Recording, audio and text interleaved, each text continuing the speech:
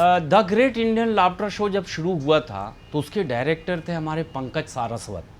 उनको असिस्ट किया करते थे मिस्टर राज। राज जो मुझे नागपुर से पकड़ कर लाए थे, ऑडिशन में मुझे नागपुर बुलाया था, बोले हाँ यही चाहिए। मेरी 2 लाइन सुन के ही वो बेहोश हो गए। बोले यार यही चाहिए, ये कमाल कहाँ का है, तुम कहाँ छुपे हुए थे। मैंने जो 2 लाइन सुनाई थी उनको, वो मैं बताता हूँ। फांसी पे चढ़ते हुए कैदी से जज साहब ने कहा, फांसी पे चढ़ते हुए कैदी से जज साहब ने कहा, अपनी अंतिम इच्छा बताइए। कैदी बोला मेरे बदले आप ही लटक जाइए। ये मेरी वो 2 लाइन थी जिससे राज प्रभावित हुए थे और मुझे लेके आए थे कि चलो अब ये चीज़ तुम शेखर सुमन और सिद्धू जी को सुनाना, परिजात बड़े प्यार से आपको इंट्रोड्यूस कराएगी। तो वो थे मिस्टर राज, मेरे दोस्त हैं बहुत प्यारे। मैंने उनसे कहा यार राज, हर फिल्म का रीमेक बन रहा है, फिर से फिल्में आ रही हैं, डॉन आ गई, फिर हमारे पुरानी फिल्मों की जितनी अच्छी अच्छी फिल्में हैं, दिलीप साहब की किसी ज़माने में पारो को लेके फिल्म बनी थी, शाहरुख खान साहब बन गए चंद्रमुखी पारो को लेकर, देवदास आ गई वापस। तो मैंने कैसा करते हैं, महमूद साहब ने एक बॉम्बे टू गोवा फिल्म बनाई थी, उस टाइम के कॉमेडियन उसमें बैठे थे। अपनी नई टीम आ गई है, अब आप इनको बिठा लो। बोले आइडिया अच्छा है। उनने चर्चा की है मिस्टर हुमायूं रंगीला से, हनीफ छतरीवाला, हुमायूं रंगीला, ये 2 थे ही इंडस्ट्री में। तो बोले चलो इसको हम प्रोड्यूस करेंगे। तो फाइनेंसर भी मिल गए, प्रोड्यूसर भी मिल गए और हमारी ये थ्योरी काम आ गई।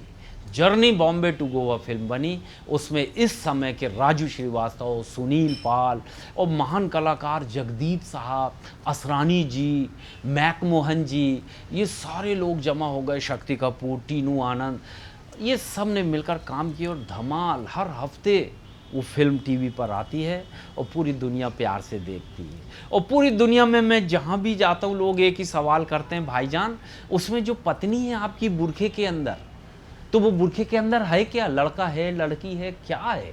क्योंकि आखिरी तक के मैंने पर्दा नहीं उठने दिया। यहाँ तक कि एक बार पानी मांगती बस के अंदर, राजू सबको बुलाता, आओ अब पानी पिएगी तो चेहरा दिखेगा। मैंने पानी के अंदर बॉटल में सटक डाला, दूसरी सटक उसके मुंह में डाला, वो पर्दे के अंदर से पूरी सटक से पानी पी गई, बॉटल खाली, मगर उसका चेहरा नहीं देखा। गजब गजब के शॉट्स थे। हम टिकट लेने गए, राजू श्रीवास्तव पहुंच जाते, मैं टिकट लेने गया हूँ, बेगम अकेली खड़ी, वो बाजू में पहुंच के कहते हैं बेगम आदाब। मैं दौड़ के आया, मैंने कहा पहले जीजा जी से कर लो फिर बहन से कर लेना आदाब। वो वहाँ से भागा। गजब की कॉमेडी। मेरा पहला ही सीन उस फिल्म में था जगदीप साहब के सामने, और जगदीप साहब महान कलाकार, इतने पुराने, इतने सीनियर आर्टिस्ट, सूरमा भोपाली जिन्होंने किया, उनसे मेरा मुकाबला था। मैं आटा चक्की चलाता हूँ और उनकी लड़की यहाँ आटा पिसाने आती है, हुस्ना, और वो हुस्ना से मेरा टाका भिड़ जाता है, लव स्टोरी शुरू होती, पीछे से जगदीश साहब आते हैं, अरे हुस्ना तुझे कहा था चक्की में मत घुसना। और फिर मेरे से दोनों की टक्कर हुई, वो भागी और फिर मैं चैलेंज करता हूँ जगदीश साहब अब तुम्हारी लड़की लेके ही भागूंगा और एक दिन लेके भाग जा। वो फिल्म आप ज़रूर देखें, बॉम्बे टू गोवा। मुझे सुरेश भगत जी ने एक बार बुलाया, बोले बेटा तेरी अदाएँ बहुत अच्छी लगती है, मेरी फिल्म बन रही 2 और 2 5, राजपाल यादव, अरशद वारसी जी, कॉमेडी फिल्म। तो आखिरी में बोले अकबर बादशाह का रोल है और अकबर बादशाह एहसान कुरैशी बनेगा अपनी स्टाइल में। अकबर बादशाह वाला नहीं रहेगा तकलिया, बल्कि अकबर बादशाह वाला रहेगा सैनिकों जाओ सबको पकड़ कर लाओ। बोले मैं ऐसा अकबर बादशाह पेश करना।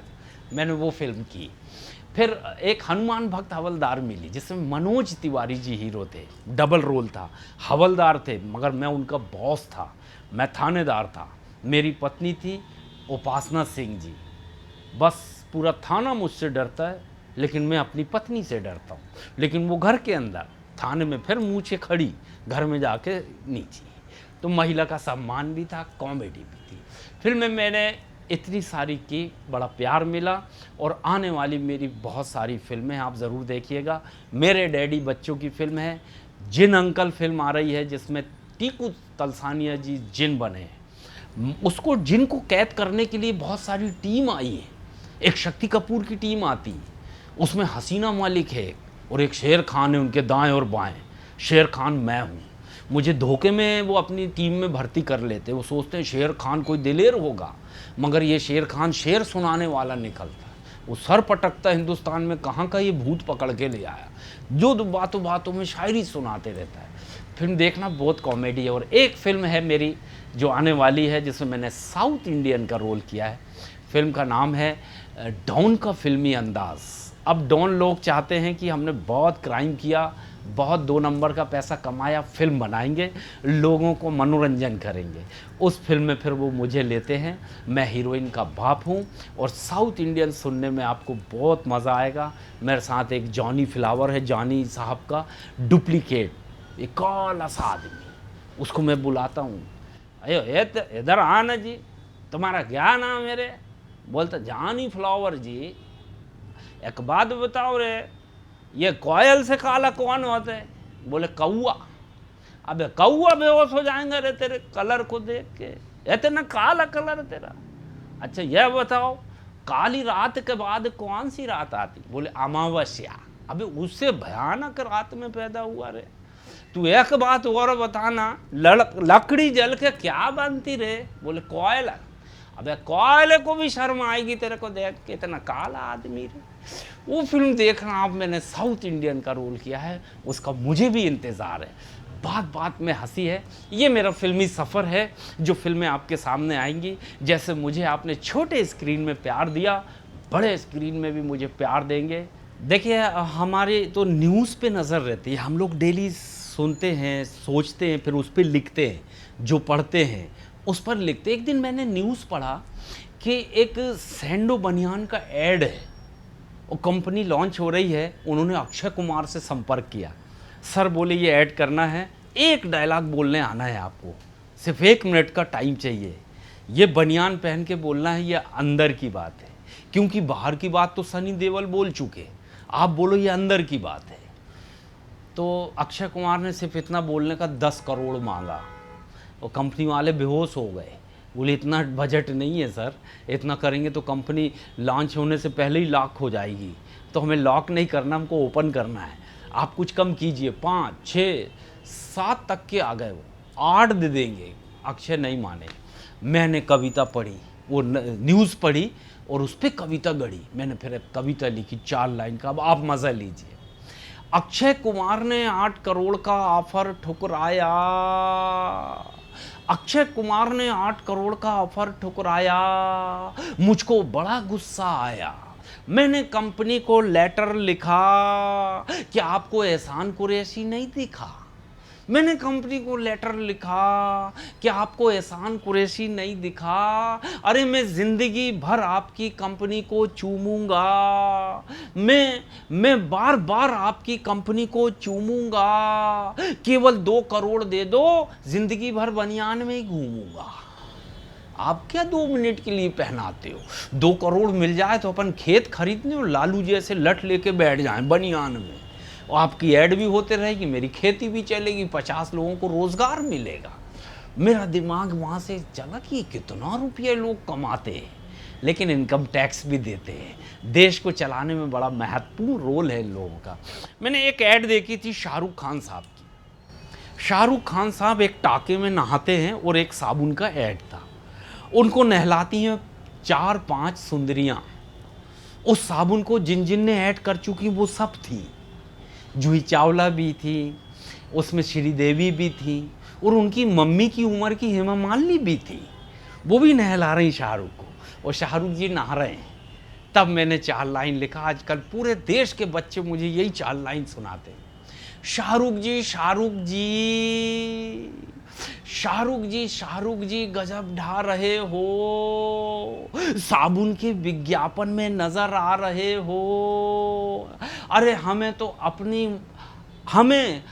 तो अपनी इकलौती बीवी के सामने शर्म आती है, आप 4-4 के बीच में नंगे नहा रहे हो।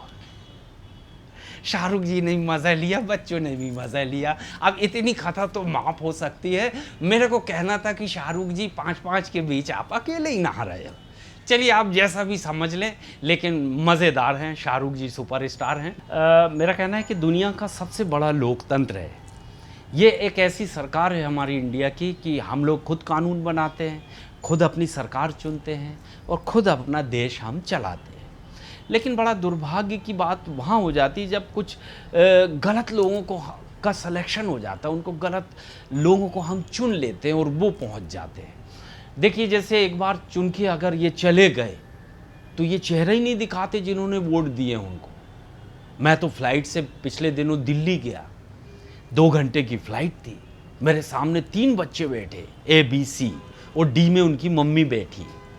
इतने अनुशासित बच्चे मैंने ज़िंदगी में पहली बार देखा। पानी भी मांगना हो एयर होस्टेस से, नहीं मम्मी से मांग, मम्मी फिर एयर होस्टेस को बुला के कहती इसको पानी दे दो। उतरते समय मैंने पूछा, बहुत अनुशासित, बहुत अच्छे बच्चे हैं, क्या क्या नाम है इनकी, क्या उम्र है? बोले भैया ये छोटा है, इसका रमेश नाम है, ये 5 साल का है। इससे बड़ा दिनेश है, ये 10 साल का है। और उससे बड़ा जो है रमेश, दिनेश, और बड़े का नाम है महेश, ये 15 साल का है। मैंने कहा बहुत अच्छे बच्चे, बहुत अच्छे। मगर बहन जी ये बताएं कि ये 5-5 साल का गैप कैसे मेंटेन किया आपने? बोले इसमें कमाल की कोई बात नहीं, इनके डैडी विधायक हैं, एमएलए, एक बार जीत के जाते हैं, 5 साल के बाद ही वापिस आते हैं। ये स्थिति है हमारे यहाँ, बड़ा खतरनाक काम है। अगर जीत के चले गए तो वापिस ही नहीं आते। मुझे तो याद है एरोप्लेन उड़ा, चार्टर प्लेन, बहुत कम लोग थे, पायलट ने अनाउंसमेंट किया अपना अपना पैराशूट लेके कूद जाओ, क्योंकि ईंधन खत्म और मशीन में गड़बड़ी आ गई। अब सब लोग भागने के लिए तैयार।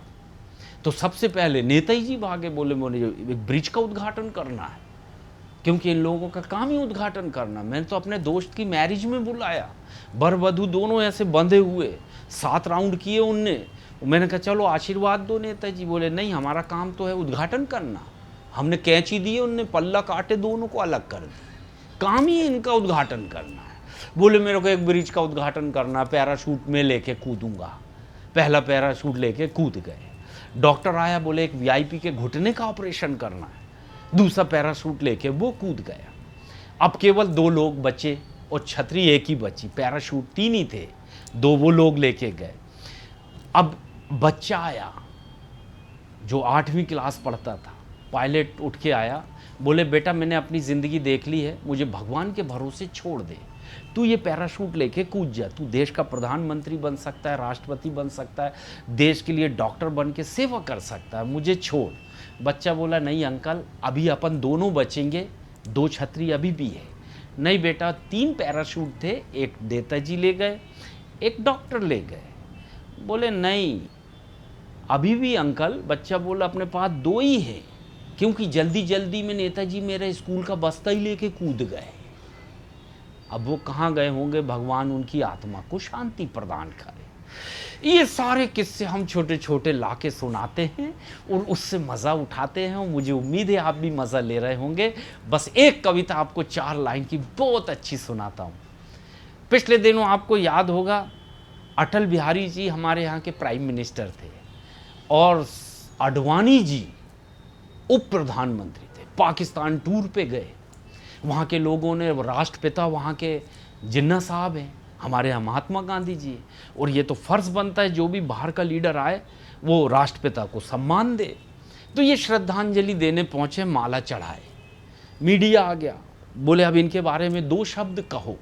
आडवाणी जी चक्कर में पड़ गए, अगर बोले इसकी बुराई करूँगा तो मेरी कब्र यहीं खुद जाएगी, और अगर मैं इनकी तारीफ़ करता हूँ तो मेरा देश नाराज़ हो जाए। वो संकोच में बेचारे थोड़ी देर गुम हो गए, मैं तारीफ़ करूँ बुराई करूँ। फिर उनके दिमाग में आइडिया आया अभी तो तारीफ़ कर दो, अपने यहाँ देश में अपन माफ़ी मांग लेंगे। क्योंकि हिंदुस्तान में ये भी माना जाता है आज भी कि जिन्ना साहब की वजह से इस मुल्क के बंटवारे हुए, ये 2 भाई लोग अलग अलग हुए। अगर ये ज़िद ना करते तो आज हम लोग दुनिया की सबसे बड़ी ताकत होते और हमारा मुल्क बहुत बड़ा होता। दुश्मनों ने ये बीज बो के गए, बांट के गए। आडवाणी जी ने तारीफ़ कर दी, ये दुनिया के सबसे बड़े लोकतांत्रिक आदमी हैं जो लेटे हैं। अब जब दिल्ली वापस आए, पूरे देश ने काला झंडा दिखाया, आडवाणी जी इस्तीफा दो, काले झंडे। तब मेरी कविता का अब आप मज़ा लेना। मैंने एक चैनल पर खूब हंसाया, लोगों को बड़ा मज़ा आया। मैंने एक चैनल पर खूब हंसाया, लोगों को बड़ा मज़ा आया। पाकिस्तान के एक आदमी ने किया फ़ोन, मैंने कहा हेलो कौन? बोले कुरैशी जी, पाकिस्तान भी आइए, हमको भी हंसाइए। पाकिस्तान आइए, हमको भी हंसाइए। मैं बोला बेटा पाकिस्तानी, मैं बोला बेटा पाकिस्तानी, हमें भी समझ रहे हो लाल कृष्ण आडवाणी। अरे तुझे बिल्कुल नहीं दिख रहा है, अपना माल तो इस देश में ही बहुत बिक रहा है। सुन ले बेटा पाकिस्तानी, इस देश में पैदा हुआ हूँ, ये वो लाइन है जिसके लिए पूरे मुल्क ने मुझे मोहब्बत दिया, प्यार दिया। सुन ले बेटा पाकिस्तानी, इस देश में पैदा हुआ हूँ, इसी देश में मरूंगा, और मैं कोई नेता नहीं हूँ जो किसी की झूठी तारीफ़ करूँगा, किसी की झूठी तारीफ़ करूँगा। मैं बिग बॉस सीज़न 2 पे गया था, तो सीज़न 2 में बहुत ज़बरदस्त एक टीम थी। सबसे बड़ी बात तो ये कि उसकी होस्ट जो थी शिल्पा शेट्टी थी, और उन्होंने इसके पहले बिग ब्रदर किया था जहाँ झगड़ा हुआ था उनका जेड गुडी से, वो भी इस शो में आई। तो ये दो कॉम्पिटिटर सामने सामने थे, इसलिए भी टीआरपी थी। फिर एक नाम बड़ा चर्चित हुआ था राहुल महाजन का, महाजन जी के बेटे। तो राहुल महाजन हमारे साथ थे। राजा चौधरी वैसे ही फेमस थे क्योंकि उनका झगड़ा उनकी पत्नी से अक्सर हुआ करता था। तो राजा चौधरी हमारे साथ थे, और फिर उसके अलावा पहली बार कोई पॉलिटिशियंस गए थे, वो संजय निरुपम, वो भी हमारे साथ थे। 2 आइटम गर्ल साथ में थी, भोजपुरी हेलन जिनको कहते हैं, संभावना सेठ, पायल रोहतगी, राखी विजन, ऐसी ज़बरदस्त टीम थी, डायना हेडन। तो जो भी टीम थी परफेक्ट टीम थी, सब लोग इनको देखना चाहते थे, उसमें मैं गया था और बहुत मज़ा हुआ, आप सबने देखा। लेकिन रियलिटी शो में बहुत सारे लोग सवाल करते हैं क्या ये स्क्रिप्टेड होता है, स्क्रिप्ट दी जाती है। मैंने जो देखा वहाँ कोई स्क्रिप्ट वगैरह तो नहीं दी जाती, लेकिन ये है कि आपको एक कैदी से भी बुरी ज़िंदगी जीना पड़ता है। आपको मोबाइल नहीं मिलेगा, आपको टीवी देखने को नहीं मिलेगा, आपको डेली न्यूज़ नहीं मिलेगी, बाहर की दुनिया में क्या हो रहा है आपको मतलब नहीं। आप सो, यही 14-15 चेहरे हैं, इनको देखकर सो, उठो तो इन्हीं को झेलो, बस वही आपस में चाहे लड़ो चाहे मोहब्बत में रहो। बिग बॉस भी गेम ऐसे देते हैं कि 15 के बीच में सब्जी नहीं भेजेंगे, आपको जितना ऑयल चाहिए उतना नहीं देंगे, आप लड़ो, आपस में लड़ो या सर से लड़ो। अब पैसे भी इतने कम देंगे कि उसमें क्या लेना है। कोई कहेगा मैं आइसक्रीम बुलाना चाहता हूँ, मुझे आइसक्रीम पसंद, कोई कहेगा मिल्क चाहिए मुझे, बस इतने पैसों में एक रेट भी दे देंगे, हम इतना सामान देंगे। तो एक बेहतरीन शो है वो, अगर ढंग से देखा जाए। अब तो गाली गुफ्तार ही टीआरपी हो गई है, हमारे टाइम वो गाली गुफ्तार तो नहीं थी, लेकिन दूसरा माशरा था, दूसरा मंज़र था। वो मैं मंज़र पेश करता हूँ 4 लाइन की कविता से। आपने देखा होगा कि बिग बॉस के जितने भी होस्ट हैं वो हाइट के हिसाब से बदलते रहे। पहले अरशद वारसी ने किए थे, फिर शिल्पा शेट्टी उनसे ऊपर आई, फिर उनसे भी ऊंचे अमिताभ बच्चन आए, फिर अमिताभ बच्चन जी के बाद खली को ले आए, उनसे ऊंची हाइट ही नहीं मिली, फिर वापस सलमान जी पे आ गए, फिर ये दौर ऐसा चलेगा। तो अप डाउन चलता रहता है बिग बॉस का। लेकिन मैं क्यों गया था, मैं आपको 4 लाइन सुनाता हूँ। जिंदगी के हसीन सफ़र में, जिंदगी के हसीन सफ़र में हम भी गए थे बिग बॉस के घर में। सबने हमें देखकर कहा एहसान आ गया राहुल और राजा की टक्कर में। राहुल गांधी नहीं, राहुल महाजन। एहसान आ गया राहुल और राजा की टक्कर में, मगर उन्हें क्या पता मैं तो गया था शिल्पा शेट्टी के चक्कर में। मैंने सोचा शिल्पा जी घर में आएंगी, सामने बैठकर योगा सिखाएंगी, मगर बॉस ने मेरे हसीन सपनों को 2 मिनट में तोड़ दिया और पायल मोनिका को राहुल महाजन के लिए घर में छोड़ दिया। फिर हम सब ने मिलकर देखे पानी और स्विमिंग पूल के रेले, मसाज, चुंबन और कई खेल खेले। आप सब ने देखा, मैंने भी देखा, खेल कहीं से कहीं चला गया, लेकिन वो मेरी ज़िंदगी का यादगार सफ़र था। जी, अवार्ड्स के बारे में ऐसा है, ये मान है, सम्मान है, देश में संस्थाएं बुलाती हैं तो अपना एक प्रतीक चिन्ह देती है। कि हमारे भी चिन्ह आपके यहाँ लगेंगे, मीडिया वाले आएंगे बाइट लेंगे तो दिखेगा इंडियन मेडिकल एसोसिएशन का है, ओडिशा सरकार का है, या फिर ये यूपी सरकार भी एक कराती है ताज महोत्सव वहाँ का है। तो ये हम लोग बड़े बड़े फंक्शन करते हैं तो लोग बाग ट्रॉफियाँ देते हैं। इंडस्ट्री की बात नहीं कर रहा हूँ, यहाँ तो ट्रॉफियाँ बेची जाती। कौन सी फिल्म को इस साल की सर्वश्रेष्ठ फिल्म बनाना है बताओ, डांस करने आओगे, हमारी शो की शोभा बढ़ाओगे? अरे बोले जी हम तो पूरी खानदान के साथ आ जाएंगे, हीरोइन भी ठुम के दिखाएगी, हीरो भी ठुम के दिखाएंगे, वो अवार्ड ले जा लेते। फिल्म भलाई पब्लिक ने देखी नहीं देखी, इनको चुनता कौन है? अपने यही समझ में नहीं आया। अब ये फिल्मों में बैन करने के लिए, खराब सीन काटने के लिए एक जूरी बैठती, मगर वो जूरी का मुझे आज तक के नहीं लगा। जो फिल्माए जाते हैं वो चुंबन उसी में है, जो हम बच्चों के साथ सीन नहीं देख सकते वो सीन उसी में है। तो फिर ये बैठते क्यों हैं, मेरे यही समझ। तो सब कुछ सेटिंग से चलता है, लेकिन फिर भी हमको कभी कभी बहुत प्यारे से फ़ोन आते हैं, भाई साहब दिल्ली आना है। अच्छा जी क्यों आना है? हम आपका सम्मान करना चाहते हैं। अच्छा जी क्या क्या देंगे? हम एक नारियल देंगे, एक शॉल पहनाएंगे, एक मोमेंटो देंगे आपको, और एक लिखा हुआ सर्टिफिकेट देंगे, इस संस्था में आपने आए हंसाए। मैंने कहा वेरी गुड। और कुछ है पत्रम पुष्पम जिससे हमारा घर चलता है, हमारी रोजी रोटी चलती है, वो कुछ पेमेंट है? नहीं। बोले जी सम्मान दे रहे हैं, सम्मान से बड़ा कोई पेमेंट होता है? मैंने कहा ऐसा है, हमारे बच्चे सम्मान से नहीं पलते। आपकी ट्रॉफी में एक दिन बेचने गया था, कबाड़े वाला बोला 150 रुपये की दूंगा, और किसी किसी को तो उसने 3 रुपये में मांगा। बोले तो लकड़ी की है, लोहे की भंगार की भी होती तो हम ले लेते 100 रुपये में। तो इससे हमारा घर नहीं चलता, इतने बड़े बॉम्बे में हमको रहना पड़ता है, हमारा कोई किराना दुकान नहीं है, जनरल स्टोर नहीं है, हमारे 10-20 बंगले नहीं है जिसका किराया हमको आता। हमको तो मोहब्बत, और सबसे बड़ी बात कि जो लोग हमको बुला के ट्रॉफ़ी देते हैं वो हमें फ़्लाइट का किराया भी देते, फिर 5 स्टार होटल में रुकाते, फिर मान सम्मान देते, फिर हमको शॉल नरियल भी देते, फिर एक लिफाफा भी देते हैं, ये बच्चों के लिए ले जाइए। तो वो क्या अपमानित करके देते हैं, क्या गाली बक के देते तो माँ गए ये ले, और पीट पीट के देते? अरे वो भी सम्मान देते। लेकिन ये सिर्फ सोच का अंतर है। लेकिन उन संस्थाओं से मैं कहना चाहता हूँ जो सिर्फ पत्रम पुष्पम छोड़ के ये ट्रॉफ़ी के बल पे निपटाना चाहते हैं, अब तो कुछ सोचो आप लोग। क्यों? क्योंकि कलाकार का घर सिर्फ इसी से चलता है। कोई फिल्म स्टार तो हम लोग है नहीं कि एक फिल्म का हम 25 करोड़ 50 करोड़ ले लें। इतना अन्याय है दोस्तों इस इंडस्ट्री में। बाहर की दुनिया चकमक दिखती है, अंदर की मैं आपको बताता हूँ। 25 करोड़ की एक फिल्म बन रही है, 20 करोड़ हीरो ले गया, 2 करोड़ हीरोइन ले गई, अब 3 करोड़ बचे। मीडिया ने 1.5 करोड़ मांग लिया ऐड के लिए, पोस्टर के लिए, 1.5 करोड़ बचा। 1.5 करोड़ में भी अब जितने साइड आर्टिस्ट हैं, हीरोइन का बाप, हीरोइन की माँ, 500 रुपये रोज, 700 रुपये रोज, 2000 रुपये रोज, इससे ज़्यादा उनको कुछ नहीं मिलता। मजदूरों से भी बदतर हालत है इनकी। कुछ तो शर्म करो। अगर एक फैक्ट्री में, चाहे वो टाटा की हो, बिरला की हो, पूरे कर्मचारियों को पेमेंट बांट देते हैं। 25 करोड़ में 20 करोड़ बांटते, 5 करोड़ घर में रखते। लेकिन यहाँ का अन्याय हमें देखा नहीं जाता। हीरो 20 करोड़ लेता है, लेकिन उसका बाप जो उसमें बाप का रोल कर रहा है, उसको जब 1000 या 2000 पर डे मिलते हैं, जब बड़ी शर्म आती है। मैंने उनसे बोला दादा क्यों ये 5-10 हज़ार में सलमान जी के बाप बनते हो? मेरे पिताजी बनो, मेरे घर बैठो, मैं दूंगा तुमको इससे ज़्यादा।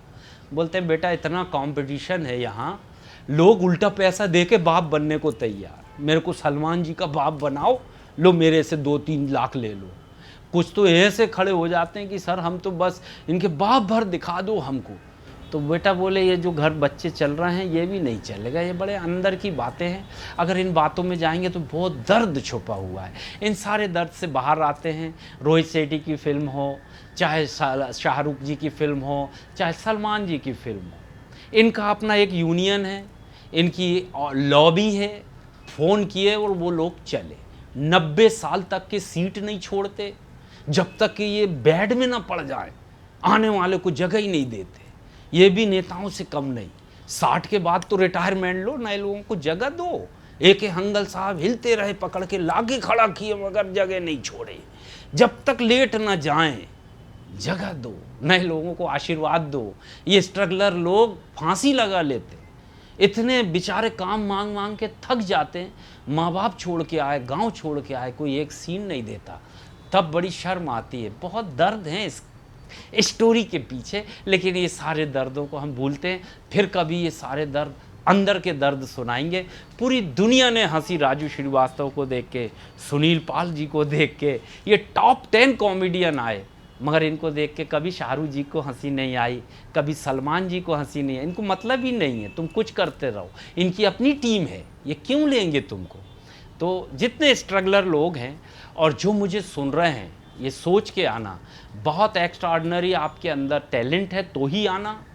ऐसे ही आँख मूंद के काम मांगने मत आ जाना, यहाँ कोई काम देगा नहीं। अब ये छोटे स्क्रीन को मैं सलाम करता हूँ, छोटा स्क्रीन आपके सामने आ गया है। अब रियलिटी शो आ गए हैं। आप डांस करना जानते हो, आ जाओ। आप सिंगिंग करते हो, आ जाओ। आप जिम्नास्टिक कर सकते हो, इंडियाज़ गॉट टैलेंट है, वेलकम। सिंगिंग, डांसिंग, जिम्नास्टिक क्या कर सकते हो, अब छोटे स्क्रीन में दिखाओ। ये खुद अपने आप में बड़ा स्क्रीन हो गया है। एक ज़माने में इस स्क्रीन से जो नफ़रत करते थे, इंटरव्यू नहीं देते थे, मीडिया को अंदर नहीं घुसने देते थे, आज हाथ जोड़ने आते हैं। यही बच्चों के डांस में हमारी फिल्म देखो, हमने बड़ी मेहनत से बनाई है। अब इनको यहीं आना पड़ता है अपनी फिल्म का प्रचार करने। मैं सलाम करता हूँ छोटे पर्दे को, ये अपना पर्दा है, ये आम आदमी का पर्दा है, इसका मज़ा ले। ये मेरी बहुत सारी कटु बातें हैं, दिल में ज़रूर असर करेंगी। अगर बड़े प्रोड्यूसर मेरी बात सुन रहे हों तो सर प्लीज़, सलमान अकेले ही काफ़ी हैं आपकी फ़िल्म को चलाने के लिए, बाकी की जमात तो नई ले लो, नए लोगों को खड़े तो कर दो। इनकी आने वाली पीढ़ी आपको दुआएं देगी। बहुत अच्छा लगा आप सबसे खट्टी मीठी बातें शेयर किए। और जाते जाते हम चाहते हैं, महफिल गंभीर हो गई है तो हम फिर हंसी की तरफ लौटते हैं और दो चार बातें आपको सुना के जाते हैं। बहुत सारे आइडियाज़ मेरे लोगों को अच्छे लगे। जो बहनें मेरा कार्यक्रम सुन रही हैं, देख रही हैं, जिनके छोटे छोटे बच्चे हैं, उंगला चूसते हैं, बार बार हम हाथ बाहर करो फिर हाथ अंदर जाता है, तलुआ पतला होता है, उंगला पतला हो जाता है। ये आदत छुड़वाना हो तो मैं एक आइडिया, एक फार्मूला देता हूँ। एक कार्यक्रम के दौरान एक महिला हमारे पास में आई, कहा एहसान भाई। एक कार्यक्रम के दौरान एक महिला हमारे पास में आई, कहा एहसान भाई, आपका बेटा उंगला चूसता था, आपने उसकी आदत कैसे छुड़ाई। मैंने कहा बहन जी, मैंने शानदार आइडिया अपनाया, उसका फुल पैंट ढीला सिलवाया। बोले उससे क्या होगा। मैंने कहा दोनों हाथ से दिन भर फुल पैंट पकड़ेगा, उंगला कौन से हाथ का चूसेगा। मेरा फार्मूला ज़रूर ले जाना, मज़ा आएगा। बच्चे सुन रहे हैं मेरी छोटी छोटी बातें। बच्चों के लिए एक आइटम सुनाता हूँ। कुकर और कढ़ाई का झगड़ा हुआ एक दिन, वो झगड़ा मैं आपको सुना। कुकर बोला कढ़ाई